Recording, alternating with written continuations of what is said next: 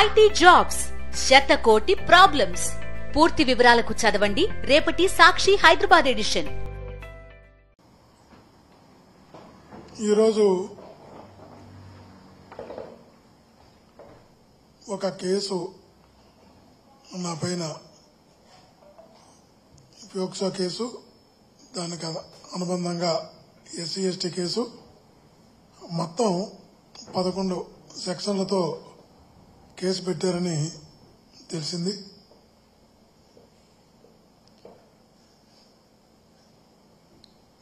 ఒక్కటే అర్థమవుతోంది, జగనన్నతో ఎవరైతే నడుస్తున్నారో వాళ్ళందరిపైన ఒక భయాన్ని కల్పించారనే ఒక కుట్ర కుతంత్రం కనబడుతోంది. 10 ఏళ్ల శాసనసభ్యుడిగా ఉన్న నా నియోజకవర్గంలో పాపం ఒక దళిత బిడ్డపై అన్యాయం జరిగిందని తన తండ్రి నాతో మాట్లాడడం జరిగింది. నా బిడ్డకి ఇలా జరిగింది, నా బిడ్డను హాస్పిటల్కి తీసుకెళ్లాం అని తన తండ్రి నాతో మాట్లాడితే,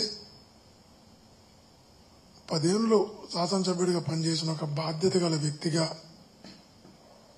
ఎక్కడో 80 కిలోమీటర్లలో 70-80 కిలోమీటర్ల దూరంలో ఉన్న ఎలమంది అనే గ్రామానికి ఆ మేఘాల మీద వెళ్లడం జరిగింది. డాక్టర్లతో మాట్లాడడం జరిగింది. అక్కడ చిన్న ఆసుపత్రి, రాత్రుల్లో వైద్య నిపుణులు లేరంటే అక్కడి నుంచి తిరుపతికి తీసుకురావడం జరిగింది. తిరుపతికి తీసుకొచ్చి మెరుగైన వైద్యం అందించమని డాక్టర్లకు చెప్పడం జరిగింది. వైద్యం అందించడానికి కృషి చేయడం జరిగింది. ఆ బిడ్డకి అన్యాయం జరిగిందన్నప్పుడు 70-80 కిలోమీటర్లు అవతలున్న గ్రామానికి వెళ్లి ఒక బిడ్డకు అండగా నిలవడం, ధైర్యంగా ఉండమని చెప్పడం, భరోసా ఇవ్వడం, మెరుగైన వైద్యం కోసం తీసుకురావడం తప్పవుతుందా?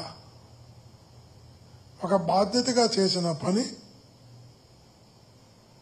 తప్పు కింద సృష్టిస్తారా? ఎక్కడికి వెళుతున్నాం మనం? భయపెట్టో, కేసులు పెట్టో, బెదిరించో మీరు లొంగ తీసుకొని పరిపాలన చేయాలంటే సాధ్యమవుతుందా?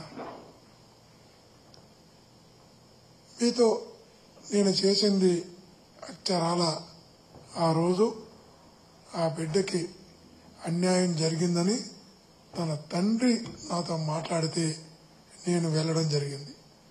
వెళ్లిన తర్వాత ఆ బిడ్డకి మెరుగైనటువంటి వైద్యం, న్యాయం జరగడానికి ప్రయత్నించడం జరిగింది. 100% ఆ రోజు ఒక బిడ్డ కోసం ప్రయత్నం చేయడం జరిగింది.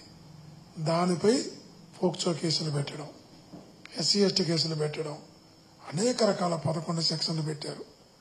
మీకు ఈ ద్వారా చెప్తున్నా, మీరు కేసులు పెట్టారు, 11 పెట్టండి, ఇంకొక 11 పెట్టండి.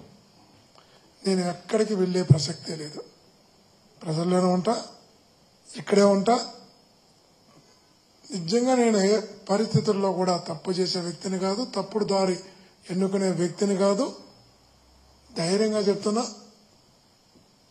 కాబట్టి నా ఫోన్ ఆన్లో ఉంటుంది, నేను అందుబాటులోనే ఉంటా. మీరు ఎప్పుడు అరెస్ట్ చేయాలన్నా చేసుకోవచ్చు.